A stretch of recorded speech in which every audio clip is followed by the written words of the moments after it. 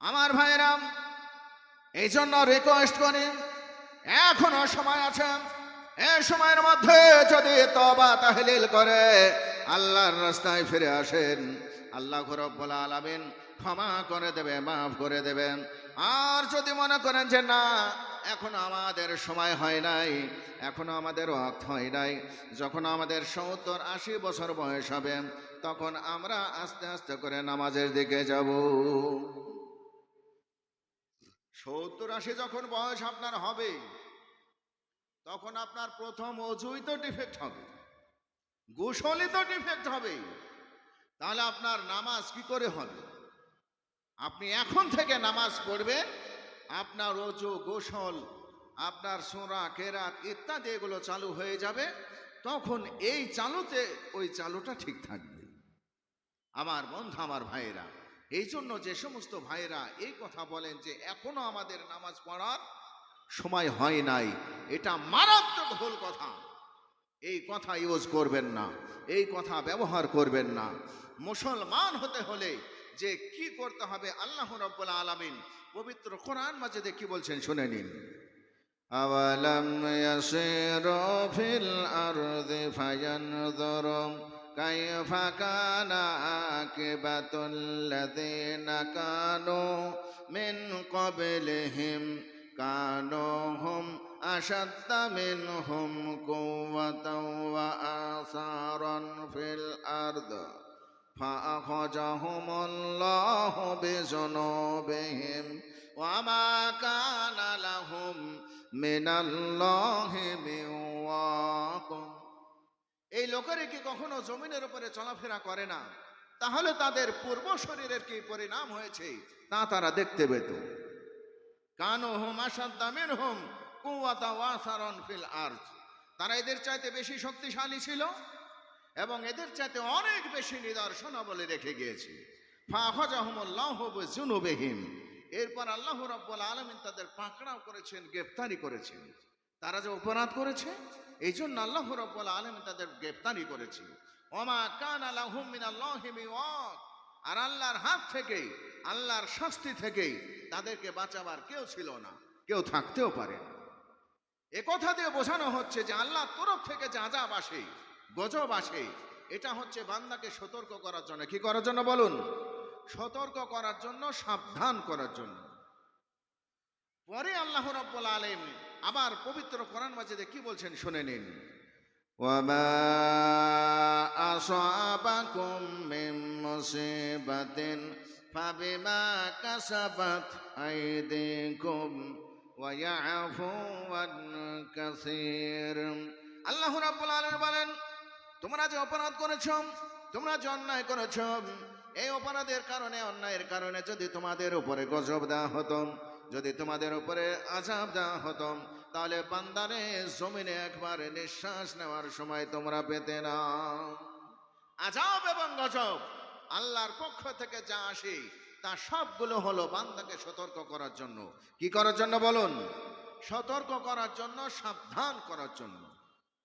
আমার বন্ধু, আমার ভাইয়েরা, যখন আপনাদের ওপরে মুসিবত আসবে, বালা আসবে, তখন আপনাদের কি করতে হবে আল্লাহ রাব্বুল আলামিন পবিত্র কোরআন মাজিদে কি বলছেন শুনে নিন। আওয়ালা ইয়ারাউনা আন্নাহুম ইয়াস্তানুনা ফি কুল্লি আমিন মাররাতান আও মাররাতাইনি সুম্মা লা ইয়াতুবুনা ওয়া লাহুম ইয়াযাক্কারুন। তোমরা কি এও দেখতে পারো না যে তোমাদের উপর আযাব আসে, গজব আসে? এটা হচ্ছে তোমাদের পরীক্ষা করার জন্য, তোমাদের সাবধান করার জন্য। আযাব গজব আসার পরে তোমরা সতর্কতা অবলম্বন করো না, সতর্ক হতে পারো না, নিজেকে তওবা করতে পারো না, আর আল্লাহর রাস্তায় ফিরে আসো না। তোমাদের হলোটা কি? মাঝে মধ্যে আকাশ থেকে শিলাবৃষ্টি হতে থাকে, তুফান হতে থাকে, জলোচ্ছ্বাস হতে থাকে। এই বছরে একবার অথবা দুইবার নানা ধরনের আযাব, গজব, জলোচ্ছ্বাস, শিলাবৃষ্টি এসব আসার পরেও যারা তওবা করে না, যারা আল্লাহর রাস্তায় ফিরে আসে না, তারা হচ্ছে উলাইকা কাল আনআম। এরা হচ্ছে চতুষ্পদ জন্তুর মতো। বালহুম আযাল, চতুষ্পাদ জন্তু জানোয়ারের চেতনা নিকৃষ্ট। কে বলছে? যখন ধরেন বালা মুসিবত আসলো, বৃষ্টি অনর্গল হচ্ছে, একদিন নয়, 2 দিন নয়, একেবারে 15-20 দিন ধরে অনর্গল বৃষ্টি আসছে। তো এই বৃষ্টি আসার পরে এইবার আপনারা যখন সব ডুবে যাচ্ছে, বাড়িঘর ডুবে যাচ্ছে, এ তো অসুবিধা, নাকি বলছেন? তো যখন অসুবিধা হচ্ছে, তখন কেউ কোনো সময় তওবা তাহলিল করে আল্লাহকে বলেছেন যে আল্লাহ, আমরা আর সহ্য করতে পারছি না, আল্লাহ যদি আমাদের অপরাধ হয়, যদি আমাদের অন্যায় হয়, ক্ষমা করে দিয়ে আমাদের উপর থেকে বালা মুসিবত উঠিয়ে নাও। এটা করেছেন কেউ? কেউ করেন নাই। আবার যদি আপনার অত্যন্ত খরা, বৃষ্টি নাই, একেবারে মাটি শুকিয়ে কঠিনভাবে ফেটে যাচ্ছে, আর গরমে চলা যাচ্ছে না, মানে তখন আমাদের দরকার হচ্ছে তওবা তাহলিল করা। তার মানে এটা আল্লাহর মুসিবত, আল্লাহর বালা এগুলো। এই বালা মুসিবত আসার পরে আমাদের তওবা তাহলিল করে আল্লাহর রাস্তায় ফিরে আসতে হবে। আর আল্লাহর রাস্তায় যখন ফিরে আসতে পারবেন না, তখনই আল্লাহ রাব্বুল আলামিন বলছেন, উলাইকা কাল আনআম, এরা হচ্ছে চতুষ্পাদ জন্তুর মতো, বালহুম আযাল, চতুষ্পাদ জন্তু জানোয়ারের চেয়ে নিকৃষ্ট। যালিকা বিআন্নাহুম কানাত তাতিহিম রুসুলুহুম বিল বাইয়িনাতি ফাকাফারুম ফাআখাযাহুমুল্লাহ ইন্নাহু কাবিয়্যুন শাদীদুল ইকাব। এই শাস্তি এই জন্য, তাদের কাছে রসুল এসেছিল বাইয়িনাত নিয়ে, উজ্জ্বল দলিল নিয়ে এসেছিল, ফাকাফারু, এগুলো তারা মানতে অস্বীকার করেছে। এগুলো মানতে অস্বীকার কারণের জন্য ওমা কানা লাহুম মিনাল্লাহি মিআদ, আর যখনই তারা মানতে অস্বীকার করেছে, যখনই তারা আল্লাহকে অস্বীকার করেছে, নবীকে অস্বীকার করেছে, তখনই আল্লাহ রাব্বুল আলামিন তাদের পাকড়াও করেছেন, তাদের গ্রেফতারি করেছেন। এই গ্রেফতারি করে তাদের জাহান্নামে নিক্ষেপ করা হবে। তো পথ হচ্ছে 2টা। পথ কয়টা বলুন? পথ হচ্ছে 2টা। একটি পথ ডান দিকে চলে গেছে সিধা, এই ডান দিকের পথের পরিচালক হচ্ছে ফেরেশতা মণ্ডলীরা, আর আল্লাহ রাব্বুল আলামিনের দোস্ত নবী মুহাম্মদ রাসূলুল্লাহ সাল্লাল্লাহু আলাইহি ওয়াসাল্লাম। আর একটি পথ চলে গেছে বাম দিকে, এই বাম দিকের পথটা আঁকা বাঁকা হয়ে চলে গেছে, আর এই পথের গন্তব্যস্থল হচ্ছে জাহান্নাম। আর এই পথের পরিচালক হচ্ছে কে? শয়তান।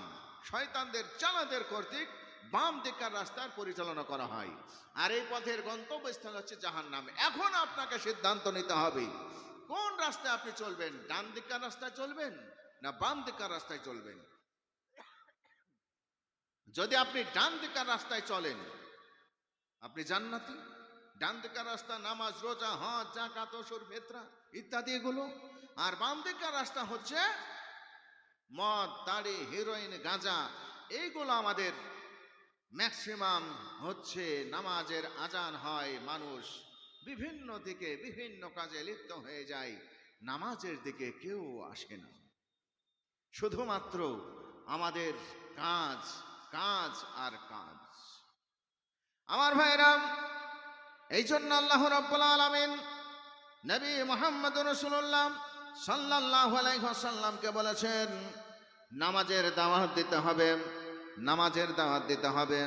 নামাজ যদি কোনো ব্যক্তি না পড়ে, নামাজ যদি কোনো ব্যক্তি আদায় না করে, কাল কিয়ামতের ময়দানে পাকড়াও হয়ে যাবে, গ্রেফতারি হয়ে যাবে।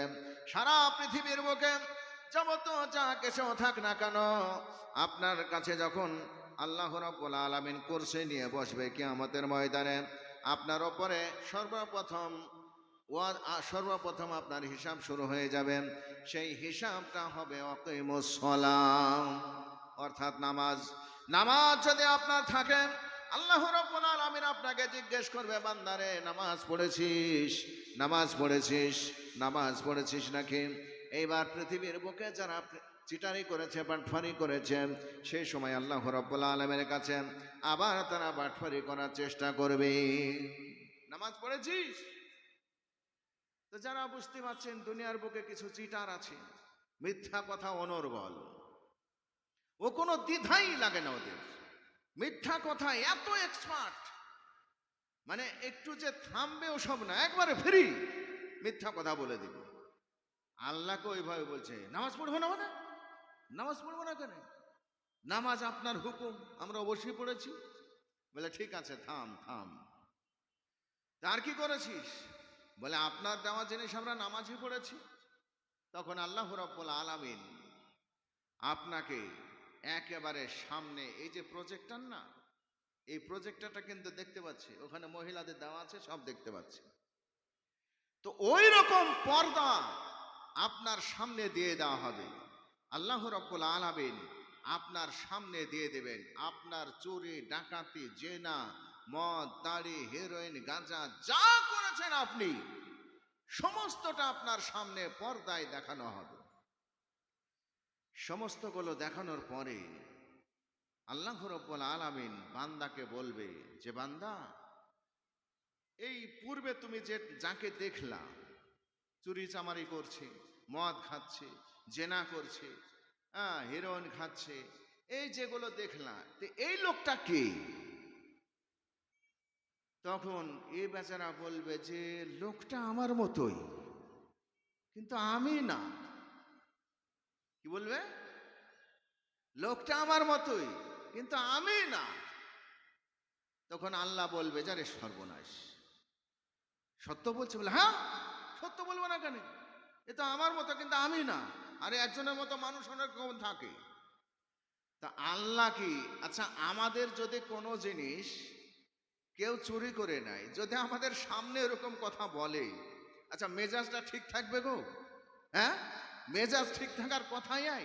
দেখা জিনিস আমার, আমি দেখলাম ওকে চুরি করতে, আবার বলছে আমি না, অন্য লোক, তাহলে মেজাজ ঠিক থাকবে? তা আল্লাহ রাব্বুল আলামিন ওর ছবি করে নিয়েছে, কপি করে নিয়েছে, তারপরেও বলছে যে লোকটা দেখতে আমার মতো, কিন্তু আমি না। আহা, তুমি কার সামনে এত বড় মিথ্যা কথা বলছো? যিনি সারা পৃথিবীর মালিক, সারা জমিনের মালিক, আসমানের মালিক, চন্দ্র সূর্যের মালিক, নক্ষত্রের মালিক, সারা পৃথিবীর মালিক, সেই আল্লাহ রাব্বুল আলামিনের সামনে তুমি মিথ্যা কথা বলছো। আমার ভাইরা, আল্লাহ রাব্বুল আলামিন আবার ওকে অন্যান্য জিনিস দেখাবেন, তবু সে একটাই কথা বলবে, লোকটা আমার মতো, কিন্তু আমি নই। আল্লাহ রাব্বুল আলামিন বলবে বান্দা, একটা কথা শুনে নাও, তুমি তো পৃথিবীর বুকে চিটারি যেগুলো করেছ, বাটফারি যেগুলো করেছ, জেনা করেছ, সুদ খেয়েছ, গাঁজা খেয়েছ, হেরোইন খেয়েছ, যে কাজগুলো করেছ ওইগুলো সব তোমাকে দেখানো হলো। অতএব ওইটা তোমার মতো নয়, ওইটাই তুমি, তোমার নিকৃষ্ট কাজগুলো তোমাকে দেখানো হলো। অতএব বান্দা শোনো, তোমার কোনো কথা চলবে না, এখনই তোমাকে জাহান্নামে চলে যেতে হবে। আল্লাহ রাব্বুল আলামিন হযরত জিবরাইল আলাইহিস সালামকে বলবেন, রে জিবরাইল, যাও যাও যাও, এর জাহান্নাম ওয়াজিব হয়ে গেছে, এখনই নাকে জাহান্নামে নিক্ষেপ করে দাও, একে জাহান্নামে ভরে দাও, কারণ হচ্ছে এর জাহান্নাম ছাড়া কোনো রাস্তা নাই। ও মনে করেছে বোধহয় দুনিয়ার বুকে কেউ ধরতে পারেনি, আজ আমাকে ধরবে, অতই সহজ। আহা, আর তুমি যে পড়েছ কোথায় সেই খেয়ালটুকু তোমার নাই। আমার বন্ধু, আমার ভাইয়েরা, এই দুনিয়ার বুকে চালাকি চতুরি চলবে, কিন্তু আল্লাহর কাছে সব চলবে? কিছু চলবে না।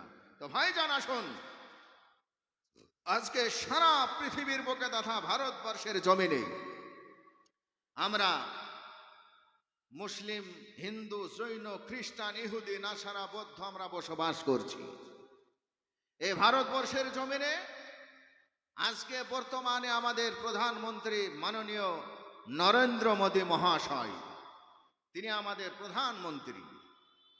তো এই মাননীয় নরেন্দ্র মোদী মহাশয়ের পূর্বে আরো অনেক প্রধানমন্ত্রী চলে গেছে। তো আমার মনে হয় সারা ভারতবর্ষের জমিনে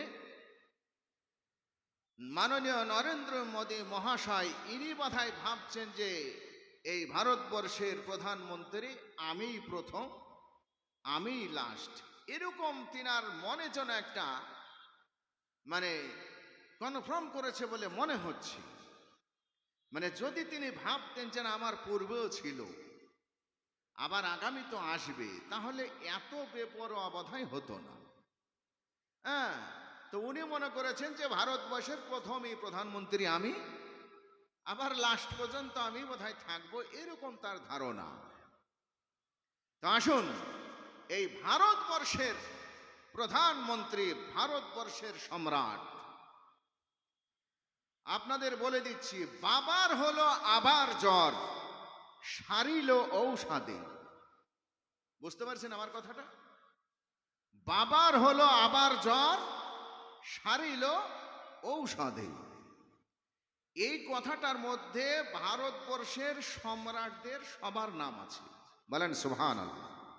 আমি যেটা বললাম, এই কথাটুকুর মধ্যে ভারতবর্ষের সম্রাটদের সকলেরই নাম আছে।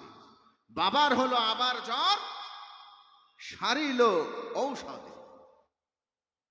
তো এই কথাটাও বোধহয় মাননীয় নরেন্দ্র মোদী মহাশয় উনিও জানেন না, জানলে বোধহয় এত বেপরোয়া করতে পারতেন না।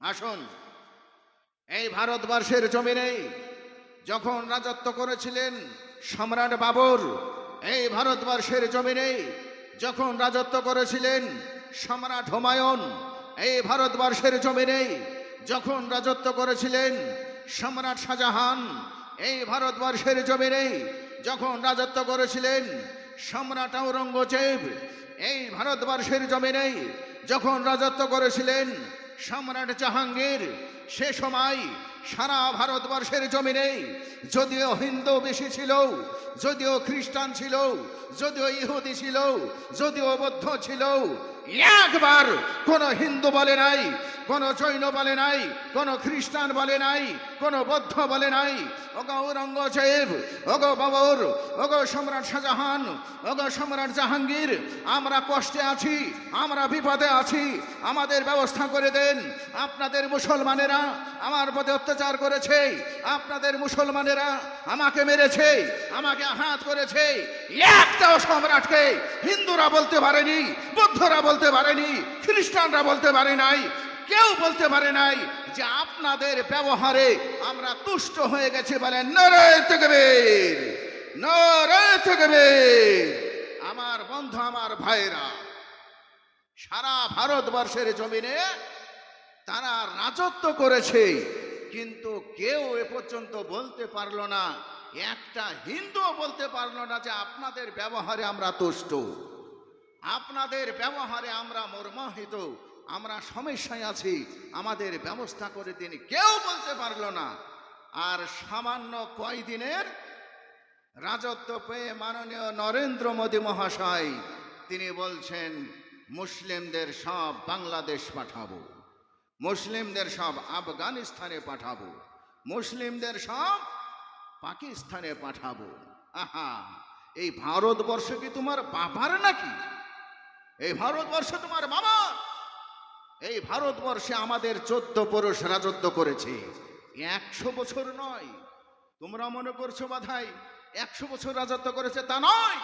এই ভারতবর্ষের জমিনে মুঘল সাম্রাজ্য তথা সম্রাটরা 700 বছর ধরে রাজত্ব করেছে।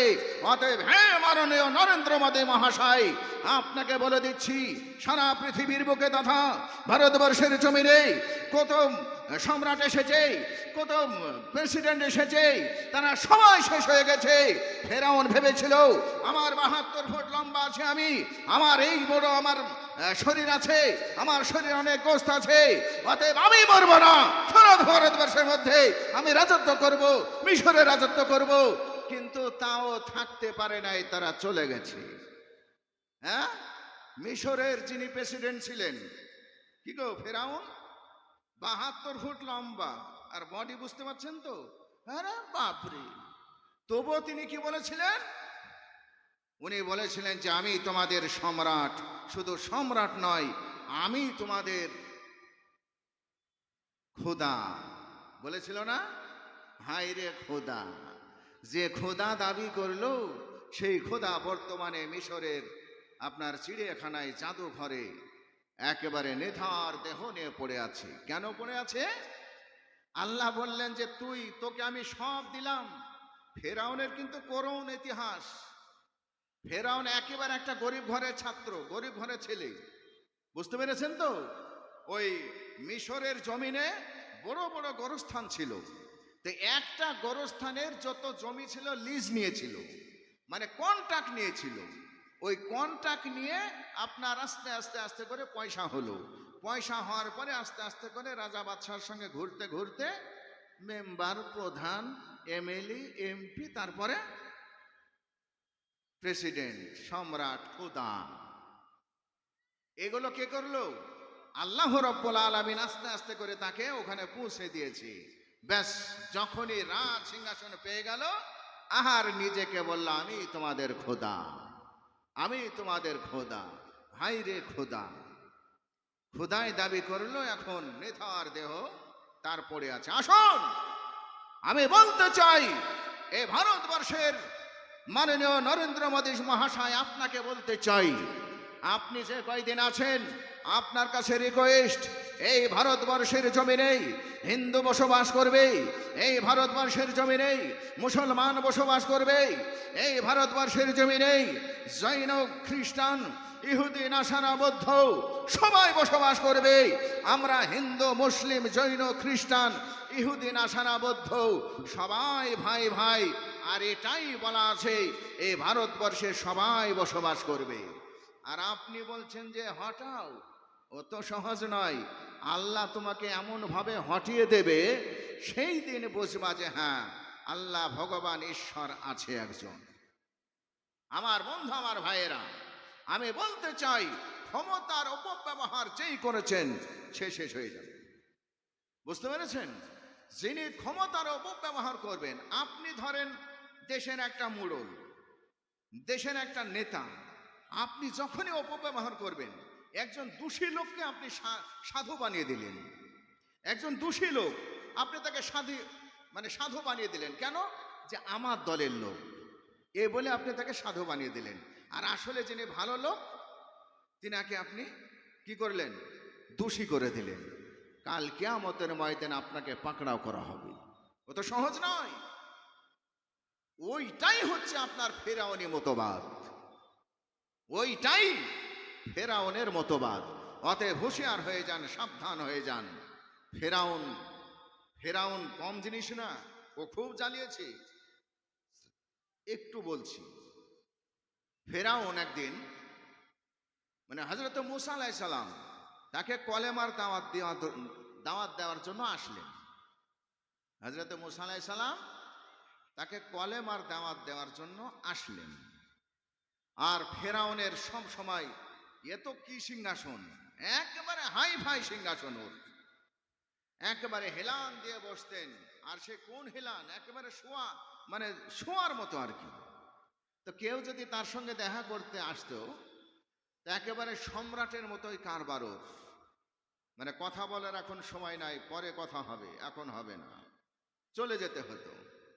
তো একদিন হযরত মূসা আলাইহিস সালাম তার কাছে কলেমার দাওয়াত দিতে আসলেন। তো কলেমার দাওয়াত দিতে যখন আসলেন, তো সম্রাট ফেরাউন বলছে যে কলেমার দাওয়াত, ওসব কি বলছো তুমি? ওসব কথা আমার সামনে নিয়ে আসবে না, ওসব শুনবো না। অতএব আমি তো নিজে খোদা, আর তোমার খোদার আবার কি শুনবো? তখন হযরত মূসা আলাইহিস সালাম বললেন, যদি আপনি খোদাই হন, তাহলে আজকে আপনার সঙ্গে আমার মোকাবিলা হবে। তো কি মোকাবিলা হবে না? প্রথমেই বলেছিলেন ফেরাউন যে তোমার খোদার সঙ্গে আজকে আমরা কিছু দেখব, যদি আমাদের সঙ্গে পারো তবেই তোমাদের কলেমা পড়বো, বাকি কলেমা পড়বো না। তো একদিন, সেই দিনই ফেরাউন একেবারে যত জাদুকর ছিল সমস্ত জাদুকর নিয়ে হাজির করেছে। হাজির করার পরে এইবার জাদু চলবে। তো শুরু হয়ে গেল জাদু খেলা। তো ফেরাউনের লোকজন যা ছিল, জাদুকরেরা ছিল, ওরা কিন্তু মানে হযরত মূসা আলাইহিস সালামকে একটু সম্মান করেছিলেন। কি সম্মান করেছিলেন? সম্মান করেছিলেন যে হে মুসা, জাদু আপনি আগে দেখাবেন না আমরা আগে দেখাবো? তা হযরত মুসা আলাইহিস সালাম বললেন, তোমরা আগে দেখাও। তখন ফেরাউনের সমস্ত জাদুকরেরা জাদু দেখাতে শুরু করলো, মানে অনর্গল সাপ হয়ে গেল, সাপ অনর্গল হতে লাগলো। আর হযরত মুসা আলাইহিস সালাম তিনি সামান্যতম একটু ভয় পেয়ে গেলেন। এমত অবস্থায় আল্লাহ রাব্বুল আলামিন হযরত জিবরাইল আলাইহিস সালামের মারফত জানিয়ে দিলেন যে মুসাকে বলে দাও ও যেন হাতের আশাটা ফেলে দেয়। হযরত মুসা আলাইহিস সালামের হাতে কি ছিল? একটা আশা ছিল। ওই আশাটা ছিল 10 ফুট। ক ফুট ছিল?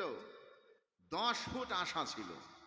তো যখনই ওই জাদুকরেরা সাপ আর অন্যান্য জিনিস করতে শুরু করেছে, আর সঙ্গে সঙ্গে হযরত মুসা আলাইহিস সালামের কাছে চলে আসলো বার্তা, লাঠি ফেলে দিলেন। আর সঙ্গে সঙ্গে ওই লাঠি বিশাল আকারে একটা সাপ হয়ে গেল। যখন সাপ হয়ে গেল, হিয়া হাইয়াতুন তাসআ, মানে বিশাল আকারে সাপ হয়ে গেল। আর ওই সাপ জাদুকরদের যত জাদু করেছিল ওরা, সমস্ত জাদু ওদেরকে খেয়ে ফেললো। সাপ ব্যাং যা কিছু করেছিল সব খেয়ে ফেললো। তো জাদুকরেরা একটু ভয় পেয়ে গেল, তার সর্বনাশ, এ তো আশ্চর্য জিনিস। জাদু যে জিনিস খেয়ে ফেলে ওটা তো জাদু নয়। জাদু এমন একটা জিনিস সামান্য মানুষকে দেখানো হয়, যদি টাচ করা হয় তাহলে আবার আগে যা ছিল তাই হয়ে যায়। তাহলে উনি তো লাঠি থেকে সাপ করে ফেললেন, আর সাপ করে তো সব খেয়ে ফেলছে, আমাদের জাদুকরদের সমস্ত জিনিস খেয়ে ফেললো। বিষয়টা কি? আমার বন্ধু, আমার ভাইরা, হযরতে মুসা আলাইহিস সালাম এইভাবে করে যখন তার লাঠি সাপ হয়ে জাদুকরদের জিনিসপত্র খেয়ে ফেলল, তখন হযরতে মুসা আলাইহিস সালাম কোনো আর সমস্যায় ভোগেন নাই। এইভাবে করতে করতে যত জাদু দেখানো হয়েছে সমস্ত জাদু সব খেয়ে ফেলা হয়েছে। হযরতে মুসা আলাইহিস সালামের কাছে কোনো রকম ভাবে টিকতে পারে নাই। এমন অবস্থায় হযরত মুসা আলাইহিস সালামকে ফেরাউন সহ তাকে মারার চেষ্টা শুরু করলো। বলে, শোনো, আজকে কোনো রকম ভাবে কোনো জাদু করে চলবে না, কোনো রকম ভাবে কোনো কথা চলবে না। এইরকম কথা বলে ফেরাউন সমস্ত তার সৈন্যদের বলে দিল, শোনো, মুসা আলাইহিস সালামের সমস্ত লোকদেরকে পাকড়াও করে ফেলো, গ্রেফতারি করে ফেলো। এখন এদেরকে কতল করা হবে, এদেরকে শেষ করে দেওয়া হবে, এদেরকে কোনো রকম ভাবে বাঁচিয়ে রাখা যাবে না। হযরত মুসা আলাইহিস সালাম বিষয়টা বুঝতে পারলেন। বুঝতে পারার পরে হযরত মুসা আলাইহিস সালামের সমস্ত সাহাবায়ে কেরাম সহ একেবারে কঠিন ভাবে দৌড়াতে শুরু করলেন। এমন ভাবে দৌড়াতে শুরু করেছেন, দৌড়াতে দৌড়াতে চলে যায়, সামনে একেবারে নদী পড়ে গেল। এই নদীটা ছিল নীল নদ। এই নদীটা পড়ে গেল, সামনে যাওয়ার কোনো নৌকার ব্যবস্থা নাই, কোথাও যাওয়ার কোনো রাস্তা নাই। পেছনে ফেরাউনদের সৈন্য আর সামনে নদী। হযরত মুসা আলাইহিস সালাম একটু ভয় পেয়ে গেলেন, কি করা যায়, কি করা যায়, এরকম ভাবে চিন্তা করতে করতে হযরত মুসা আলাইহিস সালাম সিজদায় পড়ে গেলেন। রব্বুল আলামিন, ও আমার আল্লাহ, চরম সমস্যায় পড়ে গেছেন, মেহেরবানি করে আপনি আমাদের মুক্তির একটা ব্যবস্থা করে দিন। সঙ্গে সঙ্গে হযরতে জিবরাইল আলাইহিস সালামকে পাঠিয়ে দেওয়া হলো। রে জিবরাইল, ও জিবরাইল, যাও যাও যাও, আমার নবী হযরতে মুসা আলাইহিস সালাম নীল নদের সামনে চরম বিপদে পড়ে গেছেন। এখনই তাকে বলে দাও তার কাছে যে আশাটা আছে ওই আশাটা দিয়ে যেন ওই নদীতে একটা পানি মারেন, তাহলে আমি আল্লাহ রাব্বুল আলামিন ওই নদীতে রাস্তার ব্যবস্থা করে দেব। বলেন সুবহানাল্লাহ। হযরতে জিবরাইল আলাইহিস সালাম এসে বলেন, ইয়া হযরতে মুসা আলাইহিস সালাম আল্লাহর কাছে সিজদায় পড়েছে, এমত অবস্থায় জিবরাইল আলাইহিস সালাম আসলেন যে, মুসা, কোনো চিন্তা নাই, তোমার হাতে যে আশা আছে নীল নদে একবার বাড়িয়ে দিয়ে দাও, রাস্তা হয়ে যাবে। আমার বন্ধু, আমার ভাইরাম, হযরতে মুসা আলাইহিস সালাম ওই নীল নদের উপরে আশা দিয়ে বাড়ি দিয়ে দিলেন। আল্লাহ রাব্বুল আলামিন ওই আশা যখন আল্লাহ রাব্বুল আলামিন নদীকে বলে দিলেন, ওগো নদী, শুনে নাও, আমার নবী হযরত মুসা আলাইহিস সালাম যখন আশা দিয়ে টাচ করবে সঙ্গে সঙ্গে একটা নয় দুইটা নয় 12টা রাস্তা বানিয়ে দেবেন। তাই আল্লাহ রাব্বুল আলামিন কথা মতো হযরত মুসা আলাইহিস সালাম যখন টাচ করে দিলেন সঙ্গে সঙ্গে একটা নয় দুইটা নয় ওই নদীতে 12টা রাস্তা হয়ে গেল। বলেন সুবহানাল্লাহ। হযরত মুসা আলাইহিস সালাম রাস্তা দেখে অত্যন্ত খুশি, দারুণ রাস্তা। হযরত মুসা আলাইহিস সালাম পেছনে তাকিয়ে দেখছেন ফেরাউন তেড়ে চলে আসে। এমত অবস্থায় হযরত মুসা আলাইহিস সালাম ওই রাস্তা দিয়ে দৌড়াতে দৌড়াতে চলে গেলেন। রাস্তা দিয়ে দৌড়াতে দৌড়াতে চলে গিয়ে উপরে উঠে পড়লেন। উপরে উঠে পড়ার পরে এবার তাকিয়ে দেখছেন ফেরাউন এত গতিতে আসছিল। হযরত মুসা আলাইহিস সালাম উপরে ওঠার সঙ্গে সঙ্গে আবার সে নদীর মাঝখানে চলে এসেছে। বলেন সুবহানাল্লাহ। হযরত মুসা আলাইহিস সালাম ওপারে আর ফেরাউন কোথায়? নদীর মাঝখানে। এমত অবস্থায় আল্লাহ রাব্বুল আলামিন বলছেন যে মুসা এই মুহূর্তে কি করব বলো? যদি তুমি বলো বাঁচিয়ে দিতে তাহলে বাঁচিয়ে দেব, আর যদি বলো শেষ করে দিতে তাহলে শেষ করে দেব, কোনটা করব তাই বলো। আর মুসা আলাইহিস সালামকে এত জ্বালিয়েছে, মানে মুসা আলাইহিস সালাম একেবারে তার প্রতি এত নারাজ, মানে এত সমস্যায় পড়ে আছেন, এত জ্বালিয়েছে। সে বলছে আল্লাহ ওকে কোনো বিশ্বাস করা যাবে না, ওকে আপনি সব শেষ করে দেন, ওর আন্ডা বাচ্চা যা আছে সব শেষ করে দেন, আপনি নদীকে এক করে দিন। মুসা আলাইহিস সালামের একটু কি হলো, জাররা পরিমাণে ফল্ট হয়ে গেল। ওইখানে যদি হযরতে মুসা আলাইহিস সালাম বলতেন যে আল্লাহ আপনি যদি হেদায়েত দেন তাহলে ওকে বাঁচিয়ে দিন, আর হেদায়েত না দিলে ওকে বাঁচাইয়ে দিন, কিন্তু সেটা না বলে কি করলেন যে আমাকে যে জ্বালিয়েছে ওকে কোনো রকম ভাবে বিশ্বাস করা যাবে না, ওকে শেষ করে দিন। সমস্ত নদী এক হয়ে গেল। যে ফেরাউন নীল নদে নামলে 1 হাঁটু পানি হতো, সেই ফেরাউন নীল নদে হাবুডুবু খেলতে শুরু করলো। বলেন সুবহানাল্লাহ। হাবুডুবু খেলতে খেলতে একেবারে ওর গল পানি খেয়ে পেটটা পুটকা মাছের মতো হয়ে গেল, এত বড় পেট হয়ে গেল। তখন দেখছে যে আমাকে তো বাঁচাবে না আর ফেরাউন, ও তো খুব শিয়ানা, ও তো আপনার ছোটখাটো মাল নয়, ও বিখ্যাত মাল। ও বলছে তো আমাকে আর বাঁচাবে না, এইবার আমাকে একটা রাস্তা তৈরি করতে হবে। কিভাবে? তখন নিজেই সে শুরু করলো, আমানতু আন্নাহু লা ইলাহা ইল্লাল্লাযী আমানাত বিহি বানু ইসরাঈল। আমি ঈমান আনলাম ওই আল্লাহর প্রতি যিনি সারা পৃথিবীর মালিক, যিনি আসমানের মালিক, যিনি জমিনের মালিক, যিনি সারা পৃথিবীর চন্দ্র সূর্য নক্ষত্রর মালিক, তিনার প্রতি আমি ঈমান আনলাম। আর হযরত মুসা আলাইহিস সালামকে আমি মেনে নিলাম। বলেন সুবহানাল্লাহ। আমার ভাইরা, যখন এই আয়াত নাজিল হয়ে গেল, হযরত মুসা আলাইহিস সালামকে আল্লাহ রাব্বুল আলামিন আবার জিজ্ঞেস করলেন, মুসা আলাইহিস সালাম এত তার উপরে চলে আসেন, এত তাকে চালিয়েছেন, কোন রকম ভাবে ফেরাউনের প্রতি হযরত মুসা আলাইহিস সালামের যারা পরিমাণে দয়া আসে নাই, মায়া আসে নাই। আবার বলে দিলেন আল্লাহ ওকে কোন রকম ভাবে বিশ্বাস করা যাবে না, এত বেঈমান, এত সিটার, এত বাটপার, সারা পৃথিবীর বুকে যেভাবে আমাকে জ্বালিয়েছে, যেভাবে আমাকে টর্চারিং করেছে, আল্লাহ ওকে বাঁচানোর কোনো যুক্তি নাই, ওকে আপনি শেষ করে দেন। বলেন সুবহানাল্লাহ। একেবারে পানি আরো বাড়িয়ে দিলেন, ফেরাউন তলিয়ে গেল, ফেরাউন শেষ হয়ে গেল। বলেন সুবহানাল্লাহ। আমার ভাইরা, হযরত মুসা আলাইহিস সালাম এইখানে ফেরাউনকে বাঁচাতে পারতেন, কিন্তু মানুষকে একটা জ্বালানোর বিষয় আছে। এমন ভাবে কিছু মানুষ এমন সময় জ্বালায়, ওই জ্বালানোর পরে দেখতে পাবেন এমন একটা সমস্যা আপনার চলে আসবেন, ওই সমস্যা থেকে সেই দিন আপনাকে কেউ বাঁচাতে পারবে না। মানে এমন কিছু পাপ আছে, বুঝতে পেরেছেন, ওই পাপগুলো করা যাবে না। দেখা যাচ্ছে আপনি মদ খালেন এমন ভাবে, একেবারে বোতল বোতল মারলেন, বোতল মেরে আপনি মসজিদে নামাজ পড়তে আসছেন, বুঝতে পেরেছেন। গাঁজাকে আচ্ছা করে তৈরি করেছেন, আবার গাঁজা টান মেরে আবার মসজিদে আসছেন।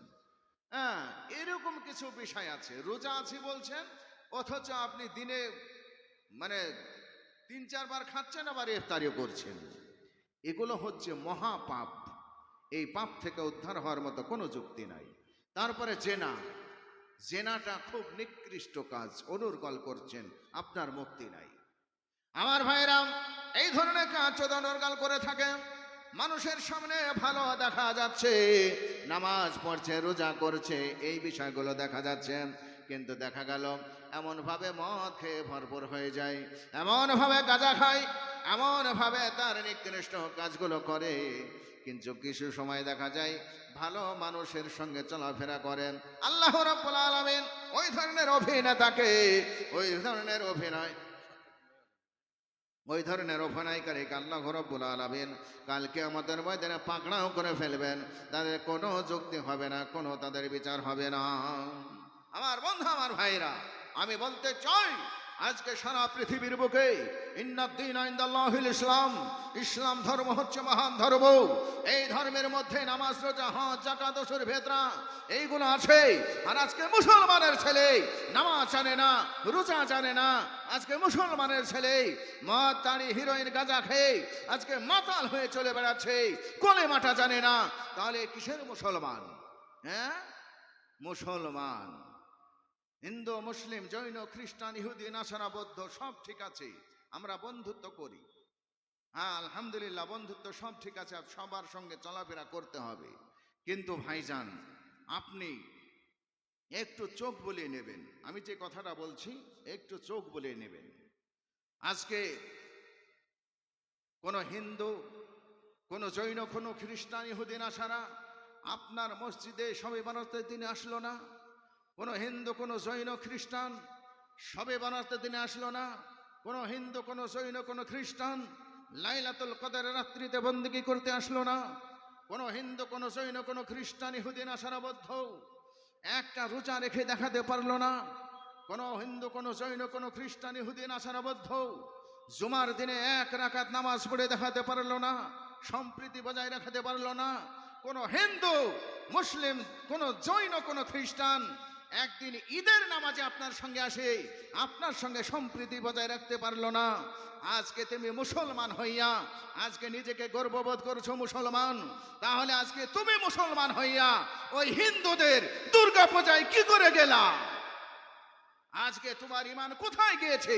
তুমি কি পাগল হয়ে গেছো?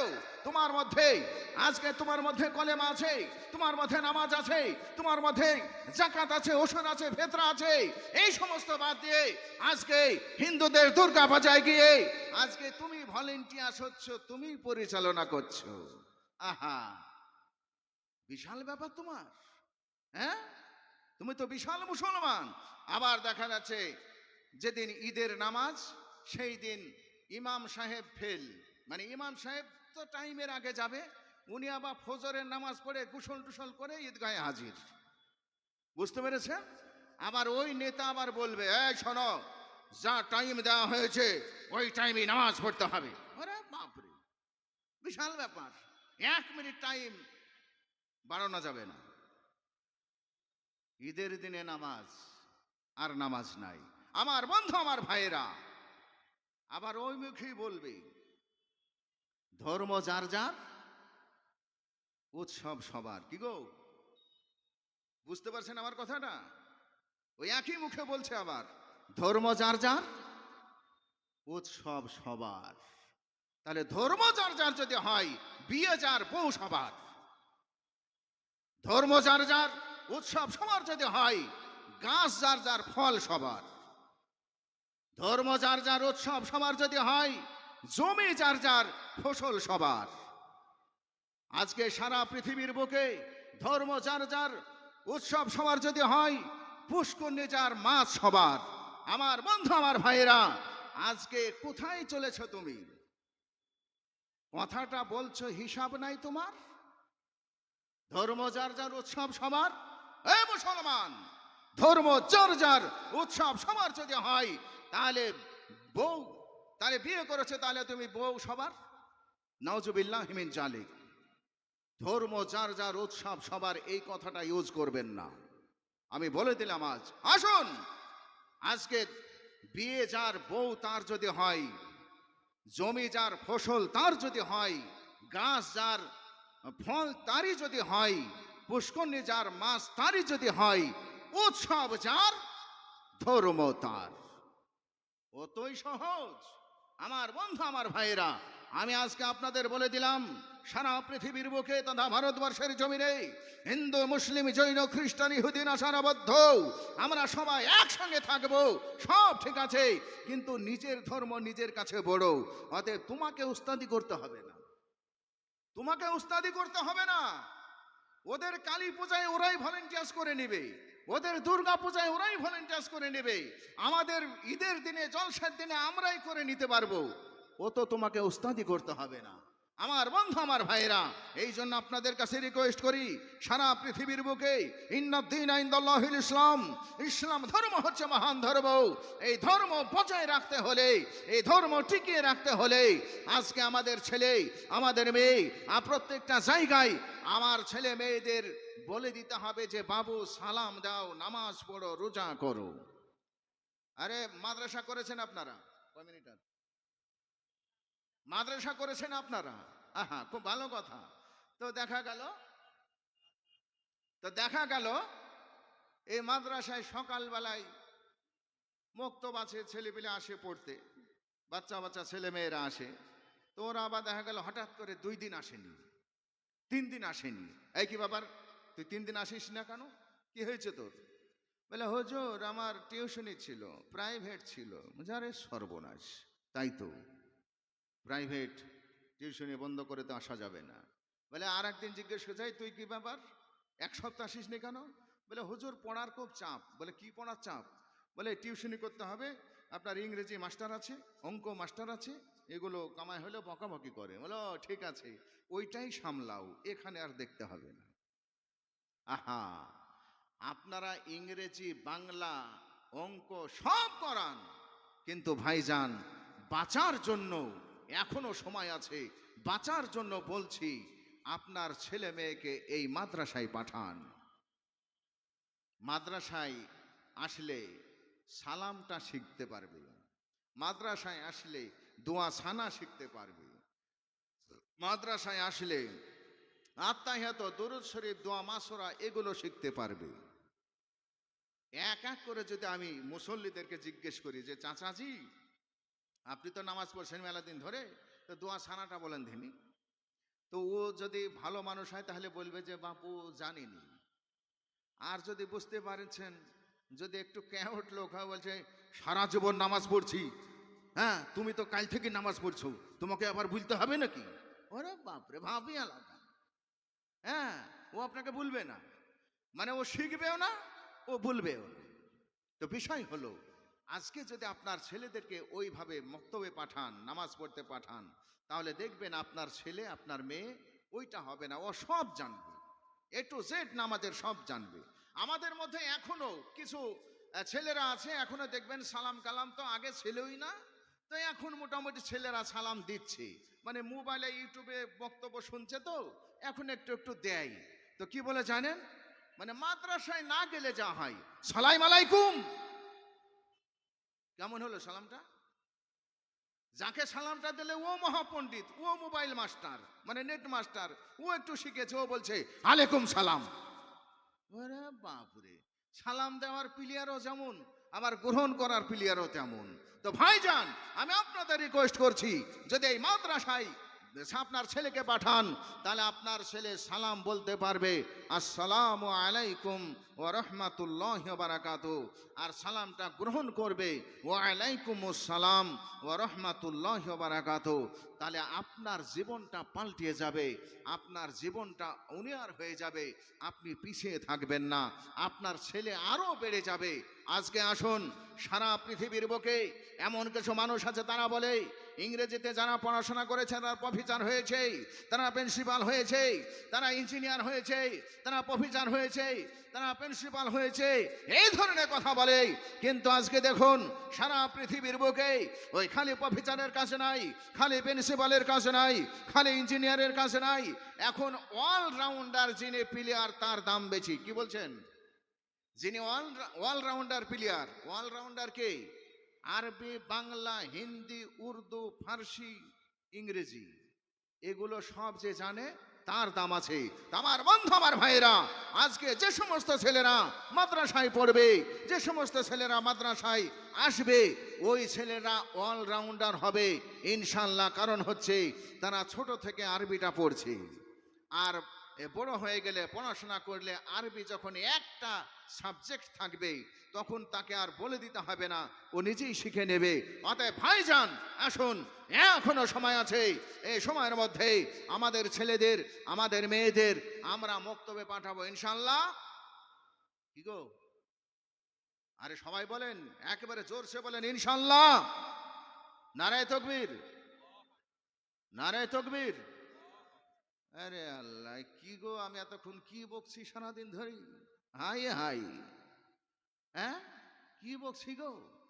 নারায়ে তাকবীর। হাই হাই, কিছুতেই কাজ হচ্ছে না গো। নারায়ে তাকবীর।